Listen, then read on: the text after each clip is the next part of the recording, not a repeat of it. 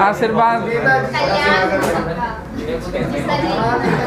पहला क्वेश्चन क्या है जी?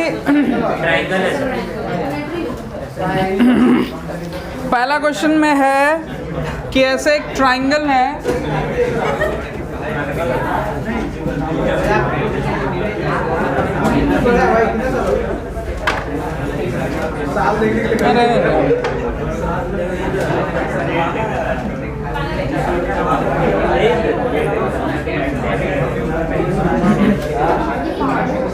अरे बात नहीं, हमें उठक बैठक करवा देंगे बोल रहे। तुम पूछा हम सुने। आसना चुप, बात नहीं। देखो एक इक्विलैटरल ट्राइंगल है और इसके तीनों वर्टिसेस पे m मास का ऑब्जेक्ट रखा हो। सबका अलग अलग आंसर आ रहा है जी, वही इसलिए बता देते हैं, नहीं तो मन तो नहीं था हमको। अब क्या है, सबका जो साइड लेंथ है वो a दिया हुआ है, a दिया हुआ। हम क्या करते हैं, तुम्हारी मर्जी, तुम जिसको ओरिजिन मानो, लेकिन इन जनरल हम इस पार्टिकल पे ओरिजिन मान लेते हैं और इस लाइन को x एक्सिस मान लेते हैं और इस लाइन को y एक्सिस मान लेते हैं। ठीक है, ये काम हम लोग कर देते हैं। अब देखो हमको करना क्या पड़ेगा, हमको हर पार्टिकल का कोऑर्डिनेट्स पता करना पड़ेगा, है ना। बताओ श्रेष्ठा, छोड़ो पहले तुम बताओ, इस यहाँ पे एक काम पहले नाम दे देते हैं ना, इसको, इस पॉइंट को A, इस पॉइंट को B, इस पॉइंट को C। बताओ B पॉइंट का कोऑर्डिनेट बताओ। गुड। बताओ C पॉइंट का कोऑर्डिनेट। गलत बोल दी ना। हाँ, x कोऑर्डिनेट A है और y कोऑर्डिनेट 0 है। A का बताओ। गलत। नहीं, देखो सबसे पहले समझो कोऑर्डिनेट कैसे डिसाइड करते हैं, समझना। इस पॉइंट तक जाने के लिए तुमको x एक्सिस में इतना दूर आना पड़ेगा, ठीक है। ये एग्जैक्टली a का आधा है ना। तो x एक्सिस में तुमको कितना दूर जाना पड़ा, a/2, तो इसका x कोऑर्डिनेट a/2 हो गया। अच्छा, y कोऑर्डिनेट में तुमको मतलब y एक्सिस की तरफ कितना दूर जाना पड़ेगा, इतना दूर जाना पड़ेगा। तो इसका जो हाइट होगा ना, वो हाइट होगा उसका y कोऑर्डिनेट। तुम कैसे निकाल पाओगी, दो तरीका। जो ज्यादा आसान तरीका है, अगर ये इक्विलैटरल ट्राइंगल है तो ये एंगल कितना होगा, 60 डिग्री। ये हाइपोटेन्यूस है, देखो A, तुमको परपेंडिकुलर चाहिए क्योंकि ये हाइट ही y कोऑर्डिनेट होगा ना जी। तो y कोऑर्डिनेट क्या हो जाएगा, A sin 60 लिख सकते हैं ऐसे, परपेंडिकुलर A sin 60 क्या होता है, √3/2, तो √3/2 लिख देंगे। y कोऑर्डिनेट हो जाएगा √3a/2। मेरे ख्याल से सबका बन जाना चाहिए, ठीक है। फिर भी बहुत लोग नहीं बना पाएगा, क्या भाई बना लेगा। बोलो x कोऑर्डिनेट क्या लिखें, बोलो x coordinate of centre of mass. बोलो बोलो बोलो ना, बोलो बोलो विशाल, बोलो। सबका मास m है तो m1 बोलने का जरूरत नहीं है, सबका मास m है जी। तो बोलो इसका m × 0, दूसरे का बोलो m × a, ma कर देते हैं, और वो m a/2 और बाय में तीनों का मास यानी कि 3m। तो ये तो 0 हो गया, ठीक है।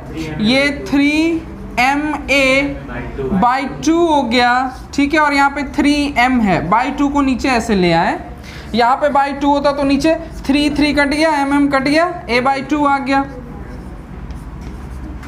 a/2 हुआ x कोऑर्डिनेट, ठीक है। y कोऑर्डिनेट फाइंड करना है तो y coordinate of centre of mass क्या हो जाएगा, बोलो जी, बोलो क्या लिखें,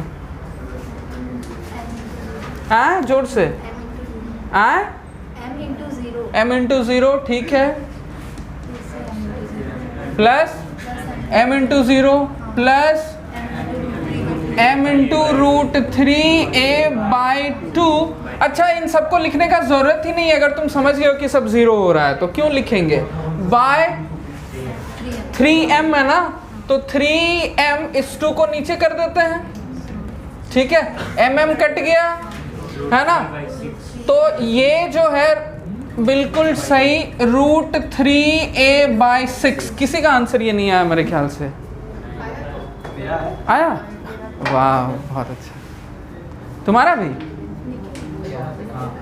तुम्हारा 4 आया था नीचे सर, वो अलग आंसर था, ये अलग है। तो सेंटर ऑफ मास क्या हो गया जी? x कोऑर्डिनेट मेरा a/2 है और y कोऑर्डिनेट √3a/6। बहुत अच्छा, ठीक है। बनाएगा होमवर्क है ना? ओ तुम्हारा कॉपी दें।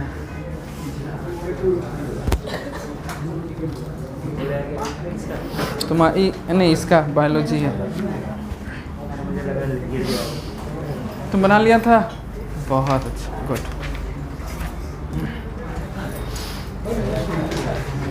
नेक्स्ट क्वेश्चन तुम बनाया था? क्या है बाबू, बेईमानी काहे करता है इसे बताओ।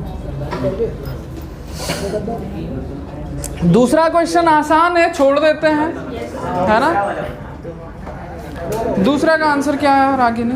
14/19 और 24/19। यही है, 14/19 और 24/19।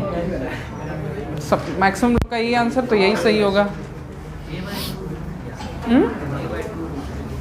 a/2 √3 किस में? दूसरे वाले क्वेश्चन में a/, हाँ तो ठीक है, a/2 √3 भी सही है। रैशनलाइज करो उसको, a/2 √3 को।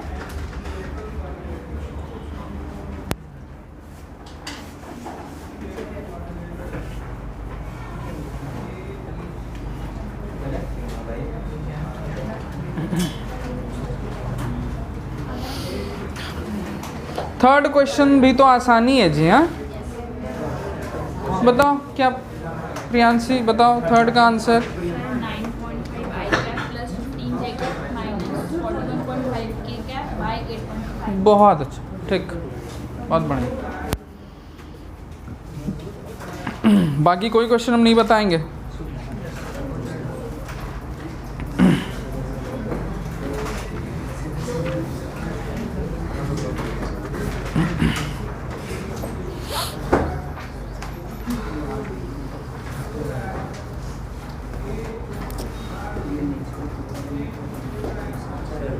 हाँ हाँ, रुके हुए हैं, रुके हुए हैं।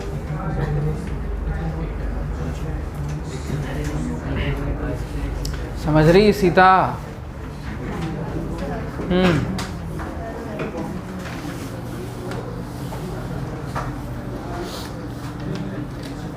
तुम तो पूरा ही गलत बनाई हो, इसीलिए m1 जो है उसको पूरा r1 से मल्टीप्लाई करोगे। ये वाला है, इसका है, सॉरी इसका है, इसका है 2 × 0 0 0 a 0 a a 0 है।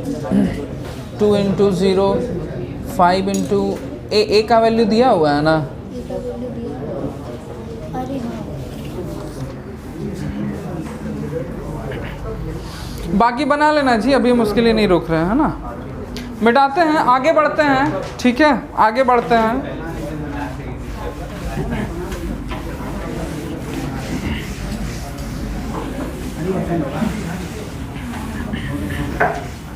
बहुत ध्यान से देखना, अभी जो हम लोग टॉपिक पढ़ेंगे ना वो बहुत इम्पॉर्टेंट टॉपिक है, ठीक है? उससे क्वेश्चन बहुत ज़्यादा आता है और उसका एप्लीकेशन भी आगे होता है। आगे जो टॉपिक पढ़ते हैं उसमें एप्लीकेशन भी होता है।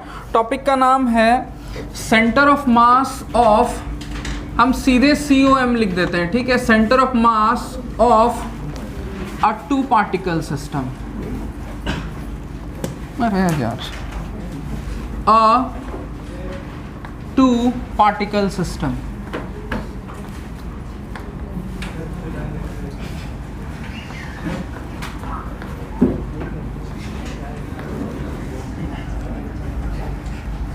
क्या हुआ संदीप? उधर कुछ हुआ उधर?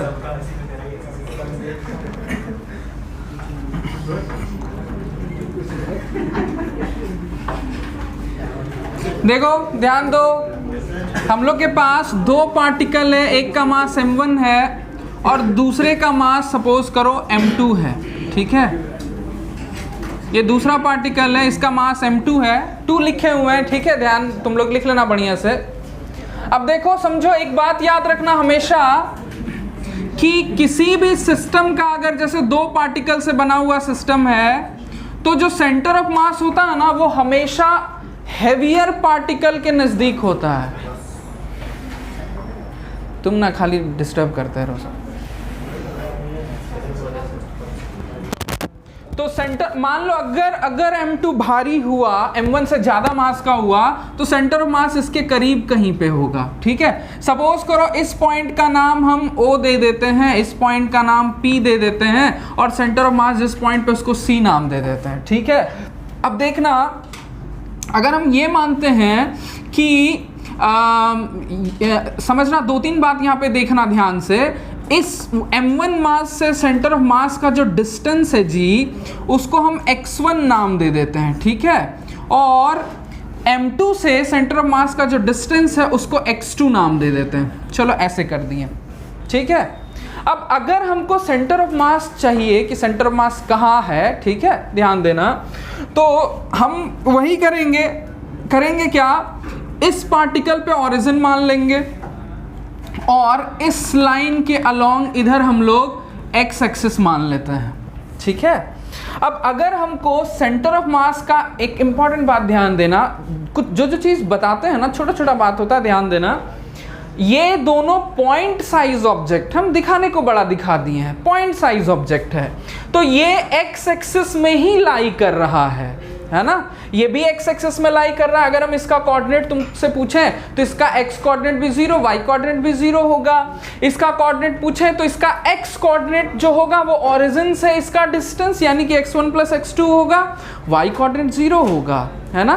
पॉइंट है ये एक्स एक्सिस पे एक, है ना, तो वाई कोऑर्डिनेट भी उसका 0 होगा, ठीक है। तो अगर कोई भी पार्टिकल केवल एक ही एक्सिस में रहता है तो उन दोनों पार्टिकल का वाई कोऑर्डिनेट नहीं होगा। अगर एक्स एक्सिस में है तो सेंटर ऑफ मास का भी वाई कोऑर्डिनेट नहीं होने जा रहा है, क्योंकि फॉर्मूला में हम सब पार्टिकल का वाई कोऑर्डिनेट में 0 0 पुट करेंगे तो सेंटर ऑफ मास का भी तो वाई कोऑर्डिनेट 0 आ जाएगा, है ना। तो हम क्या करते हैं, हम खाली सेंटर ऑफ मास का एक्स कोऑर्डिनेट फाइंड करते हैं। तो सेंटर ऑफ मास का जो एक्स कोऑर्डिनेट होगा, बहुत ध्यान देना, तो सेंटर ऑफ मास का जो एक्स कोऑर्डिनेट होगा वो यहाँ से ओरिजिन से यहाँ तक का डिस्टेंस होगा, ठीक है। थोड़ा सा हम ऐसा करते हैं, फिलहाल हम इसको OC लिख देते हैं, फिलहाल के लिए OC लिख सकते हैं, ठीक है। पहले हम सिंबॉलिकली लिख रहे हैं, फिर x1 x2 का वैल्यू पुट कर देंगे। तो OC जो होगा यानी सेंटर ऑफ मास का यहाँ से x कोऑर्डिनेट का मतलब क्या हो, ओरिजिन से उसका डिस्टेंस, है ना, जो कि OC है। कैसे निकालेंगे जी, पहला ऑब्जेक्ट का मास इनटू इसका x कोऑर्डिनेट जो कि 0 है, तो ये तो खत्म हो जाएगा।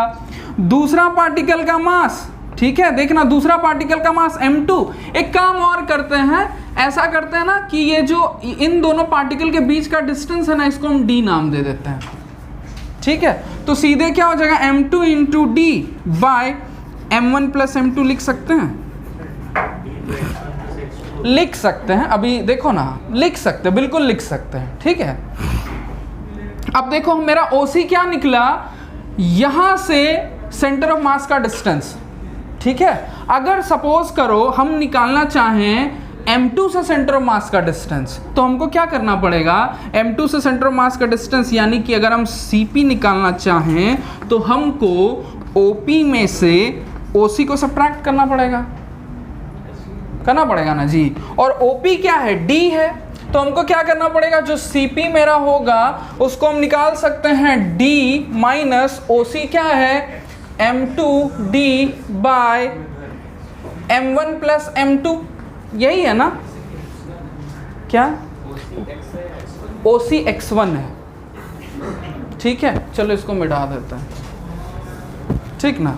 फिलहाल हम OC लिख रहे हैं, OC का जो वैल्यू निकाले हैं वो लिख दिए हैं, उसका जो वैल्यू माने हैं x1 वो नहीं लिख रहे हैं, ठीक है। जो उसका वैल्यू हम कैलकुलेट किए हैं वो लिख दिए हैं, ठीक। जो इंपॉर्टेंट बात होगा वो हम समझाएंगे आगे, है ना, जो मेन बात जिस पे हम फोकस कर रहे हैं, ठीक। अब देखो समझो बात को, अगर हम इसको सॉल्व करेंगे तो यस एक बार दिखा देते हैं। अगर हम ऐसे करेंगे एलसीएम मेरा क्या होगा जी, m1 प्लस m2 और d से ये मल्टीप्लाई होगा, m1d plus m2d minus m2d, तो यहाँ से मेरा m2d खत्म हो जाएगा, तो cp क्या आ जाएगा m1d bye m1 plus m2, ये कुछ आएगा। हम क्या करते हैं, एक चीज़ थोड़ा सा देखो, बहुत ध्यान से इन दोनों फॉर्मूला को देखना, ठीक है, इन दोनों को देखना बहुत ध्यान से कि पहले पार्टिकल से जो सेंटर ऑफ मास का डिस्टेंस है वो क्या है, दूसरा पार्टिकल का मास इनटू दोनों के बीच का डिस्टेंस, दोनों के बीच का डिस्टेंस बाय दोनों पार्टिकल का मास। नीचे में हमेशा दोनों पार्टिकल का मास का सम है, टोटल मास। अगर पहले पार्टिकल से सेंटर मास का डिस्टेंस निकाल रहे हैं तो ऊपर में दूसरे पार्टिकल का मास है, और अगर दूसरे पार्टिकल से सेंटर मास का डिस्टेंस निकाल रहे हैं तो ऊपर पहले पार्टिकल का मास है ना। थोड़ा सा इन बात को रियलाइज करना। अब इनसे भी ज़्यादा इंपॉर्टेंट चीज़ क्या है वो थोड़ा देखो, हम इन दोनों को डिवाइड कर देते हैं। ये जो मेरा यहाँ पे इक्वेशन 1 है और इक्वेशन 2 है, इन दोनों को डिवाइड कर देते हैं, ठीक है। जो रिजल्ट आएगा वो सबसे ज़्यादा इंपॉर्टेंट होगा। तो अगर हम ऐसा कर दें, यानी OC बाय CP कर दें, तो नीचे वाला दोनों चीज़ ये दोनों कट जाएगा, है ना, तो बच क्या जाएगा m2 बाय m1, ये बच जाएगा। समझ में आ रहा है अंशिका, समझ पा रही है? हाँ, अब देखना हम इसको क्रॉस मल्टीप्लिकेशन करके ऐसे लिख सकते हैं, m1 into OC is equal to m2 into CP।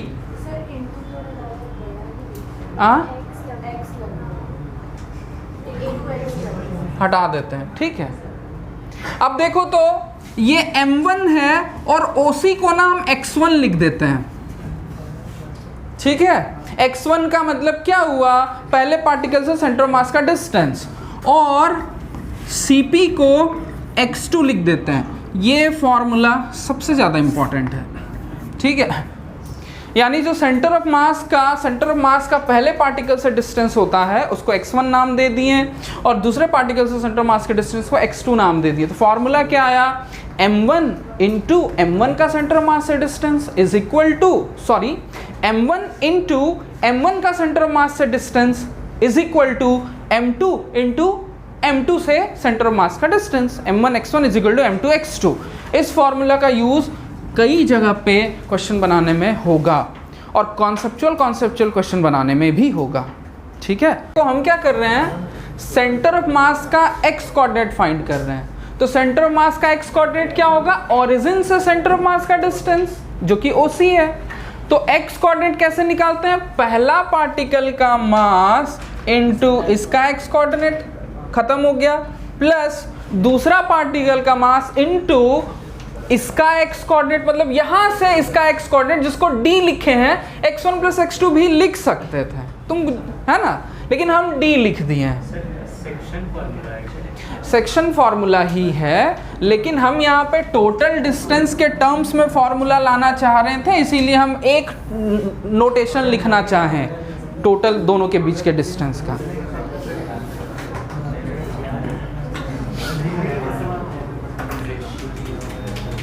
ये चीज याद रखना है ना अंशिका, बस इसको याद रखना, ठीक है। लिख लिया, चलो लास्ट में खाली इस फॉर्मूला के बाद कुछ लिख लो जो हम लिखवा रहे हैं।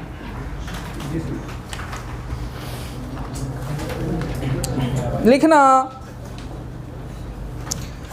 The centre of mass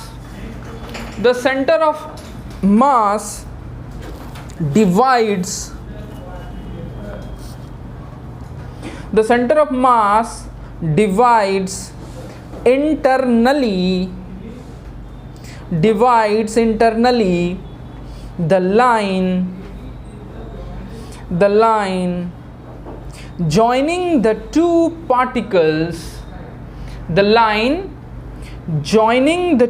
particles, in inverse ratio in inverse ratio of their masses. Inverse ratio of their masses. Inverse ratio of their masses. लिख लिया सब लोग? ठीक है, ठीक। नेक्स्ट टॉपिक पे आ रहे हैं। मतलब ये क्या बताया कि सेंटर ऑफ मास, इस चीज को सेंटेंस में हम लोग लिखे हैं और कुछ नहीं, है ना।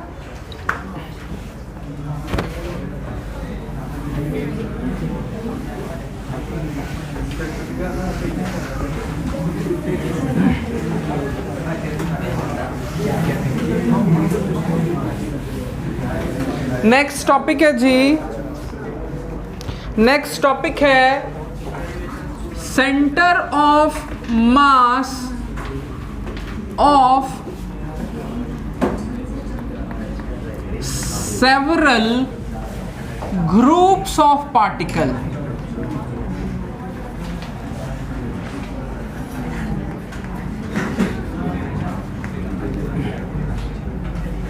बहुत ध्यान से सुनो, देखो ये जो टॉपिक है ना, इस टॉपिक को हम एक क्वेश्चन के हेल्प से समझाएंगे या इलस्ट्रेट करेंगे क्वेश्चन के हेल्प से, ठीक है। अभी हम समझा दे रहे हैं कि इसमें हमको करना क्या है, फिर इसमें कुछ थ्योरी नहीं है, कुछ वैसा लिखवाएंगे नहीं, है ना। देखो समझो बात क्या, पहले समझ लो फिर लिखना, हम लिखने के लिए तो टाइम देते हैं, मेन बात है समझना। देखो अगर मेरे पास अभी हम क्या देखें कि अगर पॉइंट ऑब्जेक्ट्स का कुछ ग्रुप है, एक पार्टिकल यहाँ, एक पार्टिकल यहाँ, एक यहाँ, एक यहाँ, तो हम उसका सेंटर मास कैसे निकालते हैं। लेकिन अगर सपोज करो मेरे पास कुछ ग्रुप्स ऑफ पार्टिकल्स हैं यहाँ पे, जैसे ऐसे सपोज करो कुछ ग्रुप्स ऑफ पार्टिकल्स है, ठीक है। कुछ ग्रुप, एक ग्रुप यहाँ पे भी है पार्टिकल्स का, एक ग्रुप यहाँ पे भी सपोज करो पार्टिकल्स का, ठीक है। और ये मेरा वाई एक्सिस है, ये एक्स एक्सिस है, और क्वेश्चन में क्या बोल रहा है कि इन सबका सेंटर ऑफ मास फाइंड करो जी, ठीक है। तो हम क्या करेंगे, अलग अगर बाई हम निकाल पाए, जनरली क्या होता है हम निकाल सकते हैं या हमको दे दिया रहता है क्वेश्चन में, अगर हम इसका सेंटर ऑफ मास निकाल पाए तो इस पूरे ग्रुप को इसके सेंटर ऑफ मास से रिप्लेस कर देंगे। अगर हम इसका सेंटर ऑफ मास निकाल पाए तो पूरे ग्रुप को इसके सेंटर ऑफ मास से रिप्लेस कर देंगे, मतलब इसके सेंटर ऑफ मास पे पूरे ग्रुप के बराबर का मास बैठा देंगे।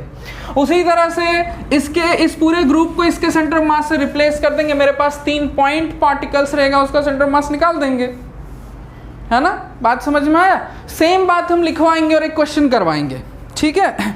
लिखना, इसको कॉपी मत करो, हम जो बात बोले हैं वो बात प्योरली सेंटेंस में लिखा देंगे, ठीक है। जो दिखाए हैं वो चीज़ लिखा देंगे। अभी तुम कैसे इस चीज़ को दिखा पाओगे इस बात को, या ऐसा करो, हम थोड़ा सा ऐसा बना देते हैं, जैसे सपोज करो इतना बड़ा ऑब्जेक्ट है एक, ठीक है, तो हम इसके बदले में एक पॉइंट ऑब्जेक्ट ले लिए सेंटर ऑफ मास पे, ठीक है। या चलो तुमको जैसे बनाना ऐसे था बना लो,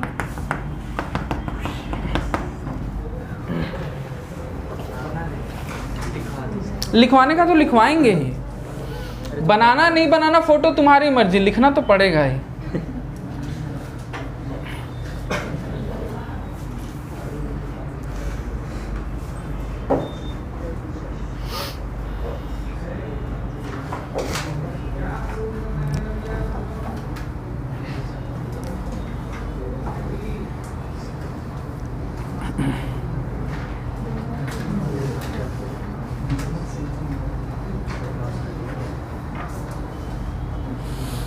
बोले क्वेश्चन नहीं, ये जो बात हम बोले ना अभी उसको लिखवा दे रहे हैं, है ना। फोटो बन गया, जिसको मन है बनाने का उसके लिए छूट दे दिए हैं, बना सकता है। हो गया, लिखो if we know the centers of mass, if we know the centers of mass of parts of the system,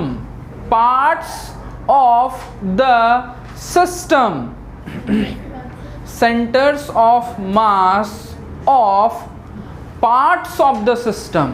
यहां पे देखो ये पूरा एक सिस्टम है, ठीक है, इस सिस्टम का पार्ट्स है ये ग्रुप्स, ठीक है, ये पार्ट्स है उसका।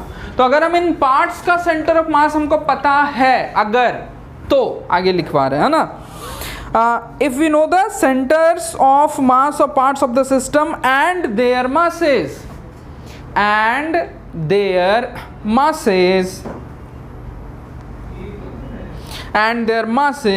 we can get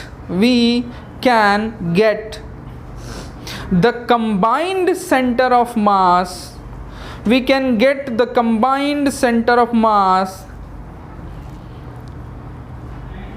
by treating the parts as point particles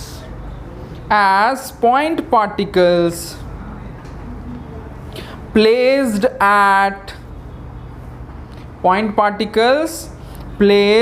at their respective center of mass।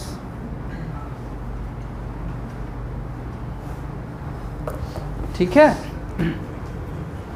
मतलब क्या हम किए, इसके बदले में अगर एक और फोटो का जगह होगा तो बना लेना, अगर जो बनाया होगा, मतलब हम क्या करेंगे, इसके बदले में ये जो सारा ग्रुप्स है, इसके बदले में यहाँ पे एक पॉइंट पार्टिकल रख देंगे, एगो यहाँ पे पॉइंट पार्टिकल रख देंगे, एगो यहाँ पे पॉइंट पार्टिकल रख देंगे, जिसका मास इस पूरे ग्रुप के मास के बराबर होगा, है ना। हो गया।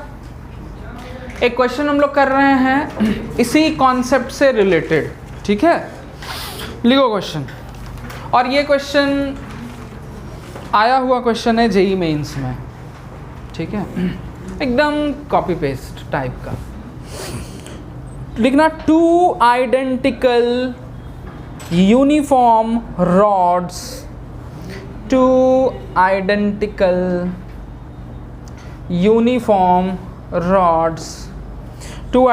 Uniform rods AB, capital AB लिखना, AB एंड CD, ये भी capital. 2 identical uniform rods AB and CD, each of length, क्या बोलिए, अच्छा, each of length capital L are joined to form a T-shaped, ऐसे लिखना, T-shaped है ना, T शेप बनाया जा रहा है, ठीक है, तो T-shaped लिखना, T-shaped frame as shown, T-shaped frame as shown, full stop। Locate the center of mass of the frame, locate the center of mass of the frame, आगे भी है एक लाइन फुल स्टॉप के बाद, the center of mass of a uniform rod, the center of mass of a uniform rod is at the middle point of the rod, at the middle point of the rod।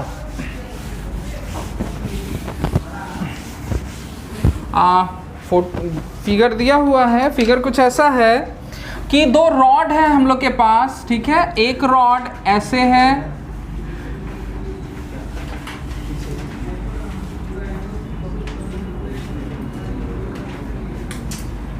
Identical rod है, ठीक है, एक rod ऐसे है और एक rod ऐसे है। 2 रॉड को इस तरह से कनेक्ट करके हम लोग एक टी शेप्ड फ्रेम बना दिए हैं, या एक ऑब्जेक्ट बना दिए टी शेप्ड। ऊपर वाले रॉड का नाम AB है और इस रॉड का नाम CD है, ठीक है, 2 रॉड है, कुछ मास वास के बारे में कुछ नहीं लिखा हुआ है, लेंथ दिया हुआ है खाली l, दोनों रॉड का जो लेंथ है वो दोनों रॉड का लेंथ क्या दिया हुआ है, l दिया हुआ है, ठीक है, दोनों रॉड का लेंथ है ना, इतना इंफॉर्मेशन है। हमसे क्या पूछ रहा है कि इसका सेंटर ऑफ मास कहाँ होगा, बताओ। हम क्या करेंगे, ये जो रॉड है इसका सेंटर ऑफ मास बीच में होगा ना, क्वेश्चन में लिख दिया है, तो हम क्या करेंगे, इस रॉड को हटा देंगे और इसके बदले में एक पॉइंट ऑब्जेक्ट कंसिडर कर लेंगे। अगर मान लेते हैं हम इन दोनों रॉड का मास जो है वो m है, अज्यूम कर लेते हैं फिलहाल के लिए, तो हम यहाँ पे यानी C पॉइंट पे एक m मास का ऑब्जेक्ट पॉइंट ऑब्जेक्ट कंसिडर कर लिए, मतलब एक्सटेंडेड ऑब्जेक्ट को हटा दिए और उसके जगह पे सेम मास का एक पॉइंट मास रख दिए उसके सेंटर ऑफ मास पे। उसी तरह से जरा ध्यान देना, ये वाला जो रॉड है इसका सेंटर ऑफ मास एग्जैक्टली इसके बीच में होगा ना जी, यहाँ पे, यानी C पॉइंट से कितना डिस्टेंस पे होगा, l/2 डिस्टेंस पे होगा, ठीक है, C से l/2 डिस्टेंस पे होगा, तो हम C से l/2 डिस्टेंस पे एक और m मास का ऑब्जेक्ट रख दिए। अब ये जो इस तरह से शेप बना हुआ था टी शेप्ड का ऑब्जेक्ट, उसके जगह पे हम 2 पॉइंट ऑब्जेक्ट रख दिए। अब इसका सेंटर ऑफ मास निकाल लेंगे। प्रॉब्लम क्या होगा कि हम ओरिजिन कहाँ माने, एक्सेस कहाँ माने, ये प्रॉब्लम होगा तुमको। तुम्हारी मर्जी, तुम स्वतंत्र हो, जो करना है करो, ठीक है। ध्यान देना, क्वेश्चन में इस पॉइंट का नाम दिया हुआ है, इस पॉइंट का भी नाम दिया हुआ है, लेकिन ये पॉइंट कहीं तुम्हारा अपीयर नहीं हो रहा है, ठीक है। अभी कहाँ सिचुएशन हो गया, ये वाला पॉइंट है जी और ये वाला पॉइंट है, सी वाला पॉइंट है। हम क्या करते हैं, हमको जो अच्छा लग रहा है हम क्या करेंगे, हम इसको ओरिजिन ले लेते हैं और इस लाइन को एक्स एक्सिस मान लेते हैं। तुम्हारी मर्जी है, तुम किसी लाइन को x और किसी लाइन को y मान सकते हो, जरूरी नहीं हमको मन करे हम वर्टिकल डायरेक्शन में x एक्सिस मान सकते हैं, मेरी मर्जी। कोऑर्डिनेट सिस्टम हम अपने हिसाब से मान सकते हैं, कुछ खाली नियम है। नियम क्या है कि अगर 3 एक्सिस हम लोग मान रहे हैं तो x एक्सिस और y एक्सिस का क्रॉस प्रोडक्ट z एक्सिस होना चाहिए, अगर 3 एक्सिस मान रहे हैं तो। और सिंगल खाली एक एक्सिस मानना है ना, तो तुम किसी डायरेक्शन में, हमको मन करे ना हम इस डायरेक्शन में x एक्सिस मान सकते हैं, मेरी मर्जी, ठीक है। तो तुमको जो अच्छा लगे तुम कर सकते हो, तुमको मन करे ना तुम इसको y एक्सिस मान लो, तुमको मन करे तो तुम यहाँ पे ओरिजिन ले लो, ऊपर y एक्सिस मान लो, तुम्हारी मर्जी। लेकिन असल में क्वेश्चन में इस पॉइंट का कोई नाम नहीं दिया था, इसीलिए हम इसको ओरिजिन नहीं माने। इस पॉइंट का नाम दिया हुआ क्वेश्चन में तो हम इसको ओरिजिन माने, ठीक है। और अब जो डिस्टेंस इधर मेजर होगा उसको हम उसका एक्स कोऑर्डिनेट बोलेंगे। जैसा समझो इस पॉइंट का, सिंस ये दोनों पार्टिकल एक्स ही एक्सिस में है ना, तो इन दोनों का तो y कोऑर्डिनेट 0 होगा। अंकित दिक्कत हो रहा है, तो इसका एक्स कोऑर्डिनेट क्या होगा जी, 0, ठीक है। y कोऑर्डिनेट तो 0 होबे करेगा, ठीक है। इसका x कोऑर्डिनेट क्या होगा, यहां से l/2 डिस्टेंस पे है ये, तो इसका x कोऑर्डिनेट l/2 और y कोऑर्डिनेट 0। किसी को कंफ्यूजन नहीं ना है इसमें, समझ रही है। मतलब ओरिजिन से उस पॉइंट का जो डिस्टेंस होगा, अगर हम इसको x एक्सिस माने हैं तो ओरिजिन से इस पॉइंट का जो डिस्टेंस होगा वो इसका x कोऑर्डिनेट होगा। अगर हम इसको y एक्सिस मानते तो ओरिजिन से यहाँ का डिस्टेंस इसका y कोऑर्डिनेट होता, ठीक है। अब देखो तो अगर हम सेंटर ऑफ मास का x कोऑर्डिनेट फाइंड करना चाहें, y तो कर नहीं सकते हैं, 0 होगा y कोऑर्डिनेट, तो x कोऑर्डिनेट क्या होगा, पहला ऑब्जेक्ट का मास इंटू एक्स कोऑर्डिनेट 0, तो पहला लिखने का तो जरूरत है नहीं, दूसरे का mass into l/2 by mm, cut जाएगा x कोऑर्डिनेट। इससे क्या पता चला, देखो तुम आंसर यहाँ नहीं छोड़ पाओगे, मतलब ऑप्शन जो तुम्हारा रहेगा वो इस तरह से रहेगा, ऐसा नहीं लिखा रहेगा कि x = l/4 होगा या x कोऑर्डिनेट l/4 होगा, क्योंकि कहीं पे भी क्वेश्चन में तुमको ये नहीं बोला गया है कि तुम इसको ओरिजिन लो, इसको x एक्सिस मानो, ठीक है। मेरा ये आया क्या, मेरा आंसर ये आया कि जो सेंटर ऑफ मास होगा जी वो एग्जैक्टली यहाँ बीच में होगा, यानी C पॉइंट से l/4 डिस्टेंस पे होगा, है ना। तो आंसर ऑप्शन तुम्हारा इस तरह से लिखा हुआ होगा कि at a distance centre of mass, ऐसे लिख दे रहे हैं ना, centre of mass lies at a distance L/4 from point C। किसी को दिक्कत है तो बोल सकता है या बोल सकती है, ठीक है, हमको ऐसे लिखना पड़ेगा। तो प्रोसेस समझ में आया। यहाँ पे कॉन्सेप्ट क्या था, एक एक्सटेंडेड बड़े से ऑब्जेक्ट को रिप्लेस कर देते हैं उसके सेंटर ऑफ मास से, यही तो हम लोग लिखे हैं अभी, है ना। डाउनवर्ड से लिखना पड़ेगा, L/4 downward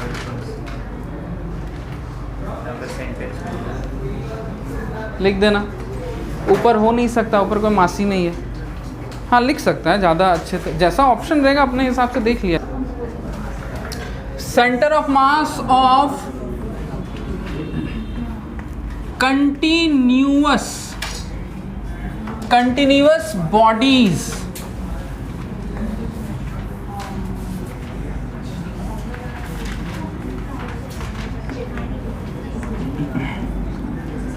centre of mass of continuous bodies.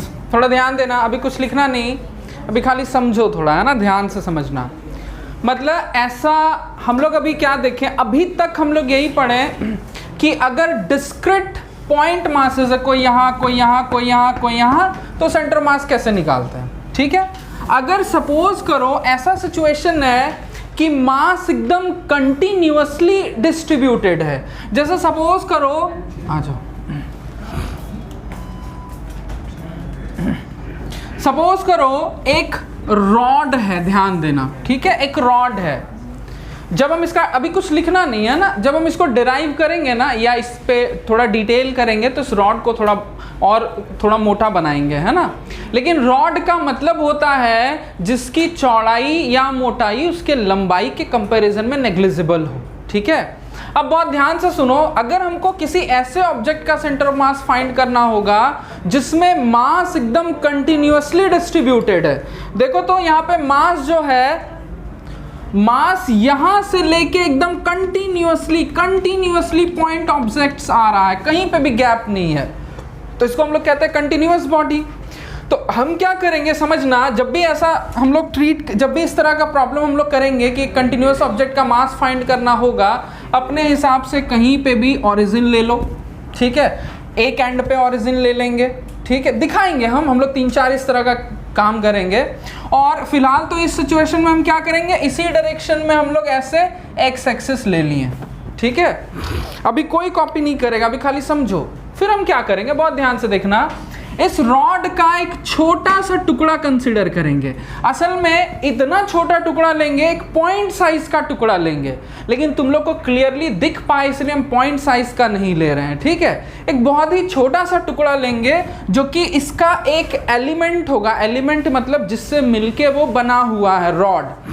हम लोग जब सेंटर ऑफ मास फाइंड करते थे किसी भी सिस्टम का, तो एक पार्टिकल लेते थे जिससे वो सिस्टम बना हुआ है और उसके एक्स कोऑर्डिनेट को उसके मास से इंटू करते थे। इसी तरह से उस सिस्टम के सभी पार्टिकल्स को चुनते थे और उसके मास को उसके एक्स कोऑर्डिनेट से इंटू करते जाते थे और सबको ऐड करते जाते थे। यही काम किए हम लोग।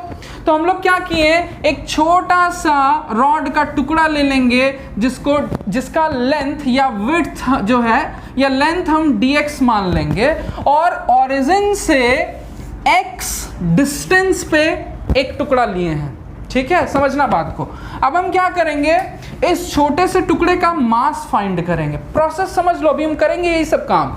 इस छोटे से टुकड़े का मास फाइंड करेंगे। सपोज हम मास किसी भी तरह से निकालनी है, dm आ गया, ठीक है। तो हम क्या करेंगे, इस छोटे से टुकड़े के मास को इसके x कोऑर्डिनेट से इंटू करेंगे। यही तो काम हम लोग हमेशा करते आए हैं। सिस्टम जिन पार्टिकल से मिलके बना होता है उसमें से सबसे पहले एक पार्टिकल को चुनते हैं, उसके मास को उसके एक्स कोऑर्डिनेट से इंटू करते हैं, प्लस फिर दूसरे पार्टिकल को चुनते हैं, उसके मास को उसके एक्स कोऑर्डिनेट से इंटू करते हैं, है ना। तो हम क्या करेंगे, इस तरह से छोटा छोटा टुकड़ा चुनते जाएंगे। सपोज करो इस रॉड का लेंथ L है, सपोज करो रॉड का लेंथ L है, तो हम क्या करेंगे, ऐसा छोटे छोटे टुकड़ा चुनेंगे। यहाँ से एक छोटा सा टुकड़ा लेंगे, इसके मास को इसके एक्स कोऑर्डिनेट से मल्टीप्लाई करेंगे, फिर यहाँ पे एक छोटा सा टुकड़ा चुनेंगे, फिर यहाँ ऐसे ऐसे करके छोटा छोटा टुकड़ा कहाँ से कहाँ तक, जब x जीरो होगा, अगर टुकड़ा यहां पे होगा तो टुकड़े का डिस्टेंस जीरो होगा ना जी, और अगर टुकड़ा यहां पे हुआ तो टुकड़े का डिस्टेंस कैपिटल एल हो जाएगा। अगर टुकड़ा ये वाला छोटा सा टुकड़ा यहां रहा तो उसका डिस्टेंस ओरिजिन से जीरो है, और अगर टुकड़ा यहां पे रहा लास्ट में एकदम एंड पे तो ओरिजिन से उसका डिस्टेंस एल है। तो हम क्या कर रहे हैं, इस तरह से छोटा छोटा टुकड़ा ले रहे हैं x इज इक्वल टू 0 से x is equal to l तक, और उन सभी के x कोऑर्डिनेट को उनके मास से मल्टीप्लाई कर रहे हैं, और उन सभी इस तरह से जो आ रहा है हर टुकड़ा का x कोऑर्डिनेट इनटू उसका मास, फिर उन सबको ऐड करेंगे। कंटिन्यूअस चीजों के एडिशन को ही इंटीग्रेशन कहते हैं। अगर हमको डिस्क्रीट चीज़ों को ऐड करना है, जैसे बोलेगा 1 से 5 तक के नंबर को ऐड करो जी, तो 1 + 2 + 3 + 4 + 5 कर देंगे। लेकिन अगर एकदम कंटिन्यूअसली आने वाली चीज़ों को ऐड, 1 2 3 4 कंटिन्यूअस आता है जी, कंटिन्यूअस रियल नंबर नहीं ना है, बहुत सारा नंबर्स बीच में गैप में है ना। लेकिन अगर कंटिन्यू चीज़ों को ऐड करने बोलता है तो कंटिन्यू चीज़ों के एडिशन को ही इंटीग्रेशन कहते हैं। तो हम क्या कर देंगे, इसको इंटीग्रेट कर देंगे। 0 से l फिलहाल अलग अलग कंडीशन में लिमिट अलग अलग होगा।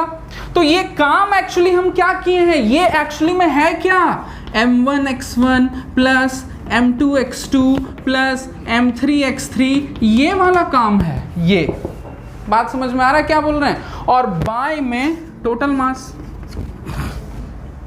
सभी छोटे छोटे टुकड़ों को मास का सम, पूरा ऑब्जेक्ट का मास। तो ये क्या आ जाएगा, x coordinate of centre of mass, है ना। तो इस तरह से हम फॉर्मूला लिखेंगे कि कंटिन्यूअस ऑब्जेक्ट्स का ये कोई फिगर उगर नहीं बनाना है, अलग से डेरिवेशन हम लोग करेंगे इसका डिटेल में, ठीक है।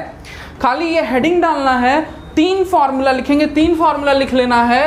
X coordinate of centre of mass क्या होगा, बहुत ध्यान से देखना, इसको हम ऐसे लिख सकते हैं 1/m, तो हम यही लिख रहे हैं, क्या लिख रहे हैं, 1 total mass of the object integration x coordinate into dm। कैसे ये चीज आया वो बात तो समझ में आ रहा है ना, ठीक है। y कोऑर्डिनेट क्या हो जाएगा जी, अंकित तुम काहे परेशान है, तुम ही को बोल रहे हैं उस, हाँ थोड़ा ध्यान दो जी यहाँ। इसी तरह से अगर z फाइंड करना होगा तो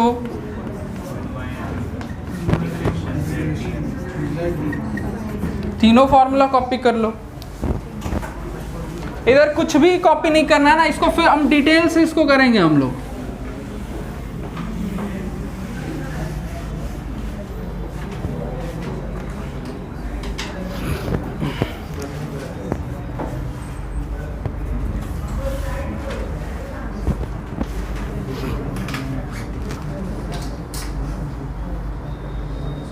बस यही तीनों फॉर्मूला कॉपी करना है।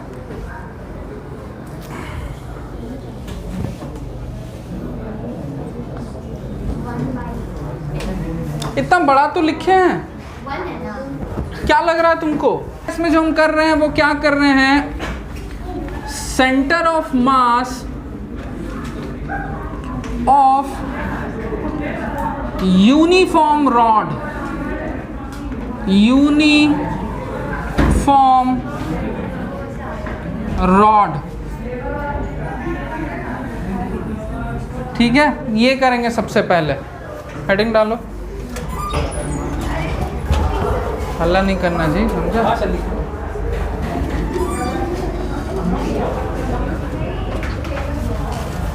एसी बंद करके निकलो।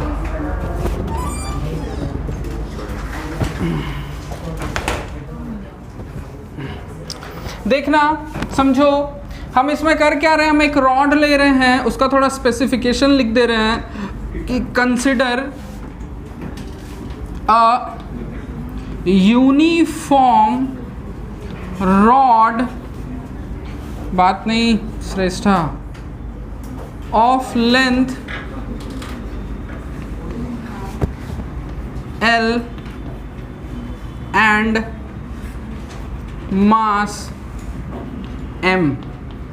एक रॉड कंसिडर कर रहे हैं, यूनिफॉर्म रॉड कंसिडर कर रहे हैं जिसका लेंथ L है और मास कैपिटल M फिलहाल लिए हुए हैं। ठीक है, रॉड कुछ ऐसा है,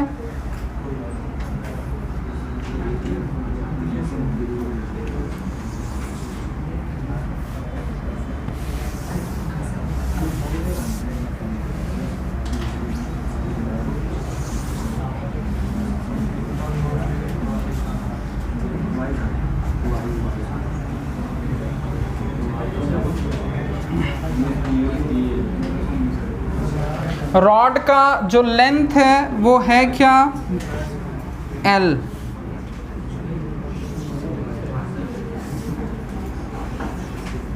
ठीक है, रॉड को थोड़ा सा हम चौड़ा दिखा दे रहे हैं।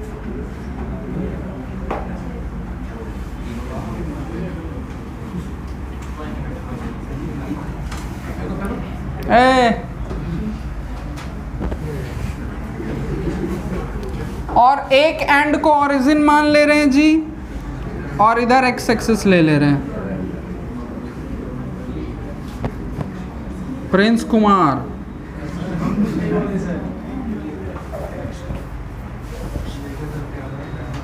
ठीक है, बिल्कुल लिखना है। हाँ, अभी और ज्यादा लिखना है, उतना से कम। देखो समझना, पहले समझ लो सारा डेरिवेशन बढ़िया से समझ लो, उसके बाद लिखना। ठीक है, देखो हम लोग इधर लिखते हैं ना, हम जब बोर्ड में बोर्ड वर्क करते हैं, तुम लोग को लगता है सर नहीं देख रहे हैं, थोड़ा गपिया लेते हैं, लेकिन सबसे ज़्यादा इंपॉर्टेंट चीज़ यही होता है। नोट्स तुम कॉपी में लिख के क्या, सब कुछ तो किताब में है ही है जी। सबसे इंपॉर्टेंट बात है समझना। तो देखो हम क्या किए, एक रॉड लिए हैं, यूनिफॉर्म रॉड है, मतलब हर जगह समान मोटाई का है, कहीं ज़्यादा मोटा कहीं पतला, ऐसा नहीं है। यूनिफॉर्म रॉड है, हर जगह सेम मास डिस्ट्रीब्यूटेड है। पूरा रॉड का लेंथ L है और पूरे रॉड का मास M है। हम क्या कर रहे हैं, इस रॉड का एक छोटा सा टुकड़ा कंसिडर कर लिए। ध्यान देना, ये बहुत छोटा सा टुकड़ा है, तुम लोग को क्लियरली विजिबल हो पाए इसलिए थोड़ा सा हम बड़ा दिखा रहे हैं, लेकिन बहुत छोटा पॉइंट साइज का टुकड़ा है, जिसका की लेंथ जो है, या इसको हम dx मान लिए हैं। ठीक है, जो कि ओरिजिन से इसका जो डिस्टेंस है उसको हम x कंसिडर किए। तो हम कर क्या रहे हैं जी, हम एक छोटा सा टुकड़ा इस रॉड का कंसिडर किए, मतलब हम क्या कर रहे हैं, v कंसिडर, स्कूल एग्जाम में ये डेरिवेशन आ सकता है, we consider a small element, हाँ अभी नहीं आएगा, we consider a small element of rod having length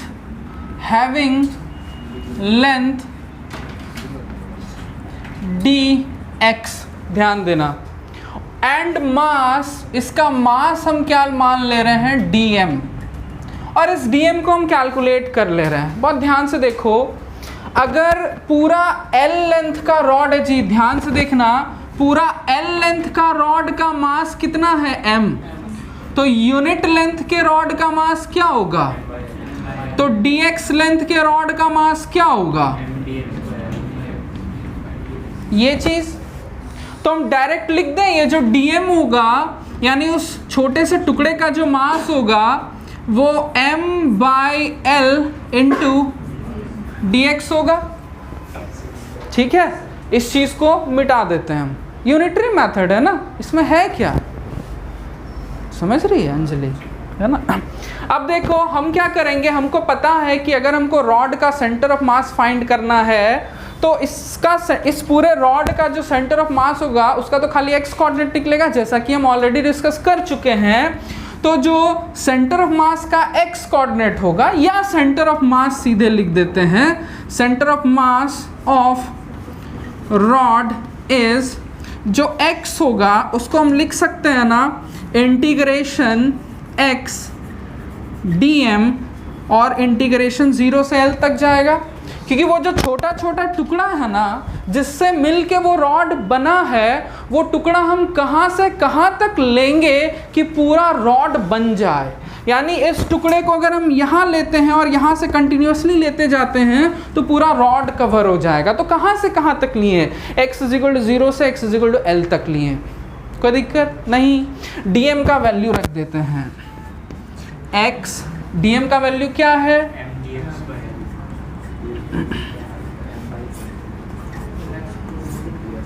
integration, ठीक है। ऊपर ये यहाँ तक सब लोग लिखा? ओ सॉरी, यहाँ पे 1/m होगा, ये छूट गया, thank you very much. Formula में तो 1/m लिखे थे ना जी, ठीक ना। अब देखो ध्यान देना, इधर हम हेडिंग वगैरह ये सब लिखे हो, इधर इधर सबको लिख लिए ना, तो इस साइड हम मिटा रहे हैं बस। हाँ,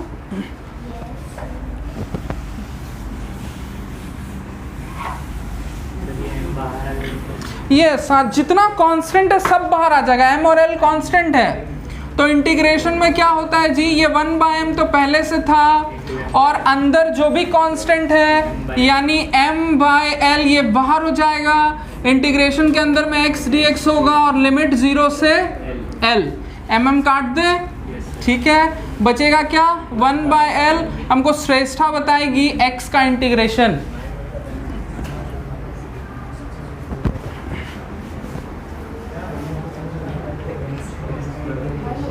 हाँ बोलो शगुन। गुड। इंटीग्रेशन में पावर एक, अच्छा वो मतलब पावर एक बढ़ता है और बढ़ा हुआ पावर नीचे आ जाता है। याद नहीं था तो अब याद रखना, नेक्स्ट टाइम पूछें तो बता देना।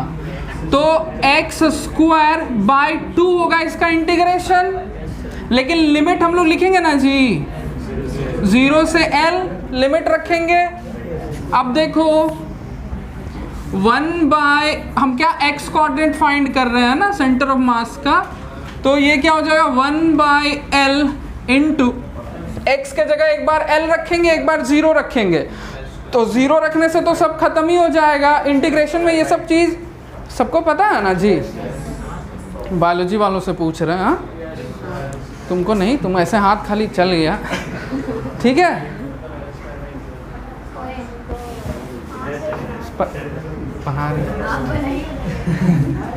ये l²/2 हो जाएगा, एक l कट जाएगा तो x क्या आ जाएगा। इससे क्या पता चलता है कि इसका जो सेंटर ऑफ मास होगा ना एकदम बीच में लाई करेगा, है ना। सेंटर ऑफ मास एग्जैक्टली बीच में लाई करेगा, मतलब सेंटर ऑफ मास का डिस्टेंस यहां से l/2 होगा। इससे क्या पता चलता है, that is center of mass lies exactly at the midpoint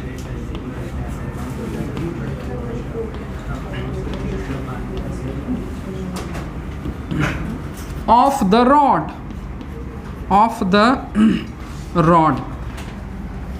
ठीक है। ये तो हम लोग को पता ही था, लेकिन ये डेरिवेशन आ सकता है। आगे जो हम लोग डेरिवेशन करेंगे वो थोड़ा सा अलग रहेगा, थोड़ा सा जंबल रहेगा। ये प्रोसेस समझना, यहाँ पे क्या प्रोसेस समझना था, इंटीग्रेशन कहाँ से कहाँ हो रहा है। एक और चीज़ कि इस रॉड का एलिमेंट क्या लिए हैं, उस रॉड का एक टुकड़ा